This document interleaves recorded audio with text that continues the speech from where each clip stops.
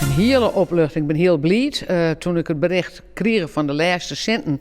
Toen, ik zal het je wel eerlijk bekend, toen had ik zitten te googlen. Een Ierlien begon de ministertjerke in de Westerheen. Een ziektocht naar €150.000. Het tjerke midden in het dorp maakt zo gauw als mogelijk renoveren worden. En het basisbedrag om de renovatie te bekostigen is na een jaar het werkje binnen. Toen het kwam, toen hoorde ik net met de googlen, maar toen werd ik alleen nog maar blij van jongens, we hadden het basisbedrag, we kunnen los. De vliermat, de moornmatten, de zoldermat, het dakmat, alles moet nijsjoen worden van boven naar beneden en van beneden naar boven. Ik had er wel sliepeloze nachten van, had ik toen vorig jaar ook al zijn.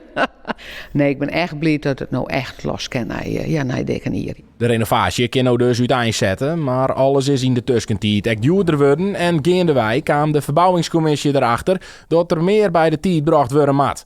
Daarvoor is nou nog zo'n €30.000 nodig. Het viel aan de ene kant wat ongemakkelijk, maar zo'n we het net dwan en we moeten dan toch wat geworden laten, dat zou gewoon heel schande wezen.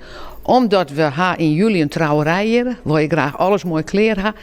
We willen graag inzetten op uitvaarten, misschien slieperij van pilgers.